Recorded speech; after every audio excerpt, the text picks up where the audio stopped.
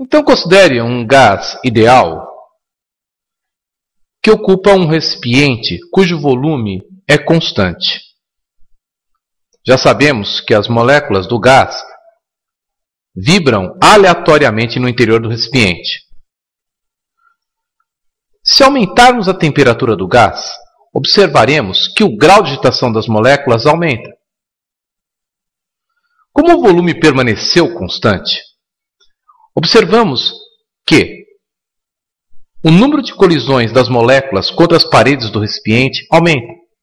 Ou seja, aumenta a intensidade da força normal aplicada sobre as paredes no ato das colisões das moléculas.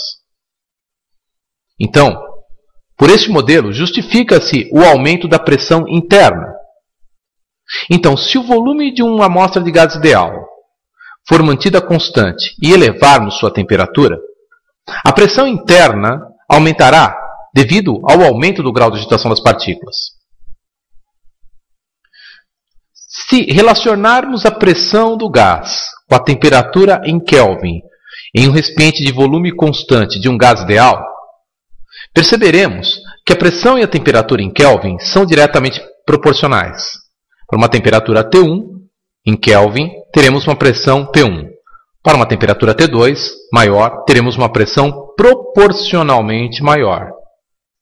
Ou seja, a dependência entre a pressão e a temperatura em Kelvin de uma amostra de gás ideal sobre volume constante é diretamente proporcional. Temos então uma dependência de uma função de primeiro grau diretamente proporcional entre pressão e temperatura em Kelvin. Podemos dizer então que a pressão é diretamente proporcional à temperatura em Kelvin, caso o volume da amostra de gás ideal seja mantida constante.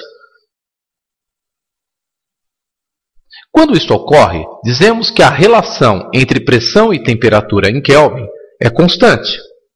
De fato, P1 dividido por T1 é igual a P2 dividido por T2. Lembre-se, a temperatura aqui sempre na escala Kelvin. A volume constante e mantida a mesma amostra de gás ideal, a pressão é diretamente proporcional à temperatura na escala Kelvin.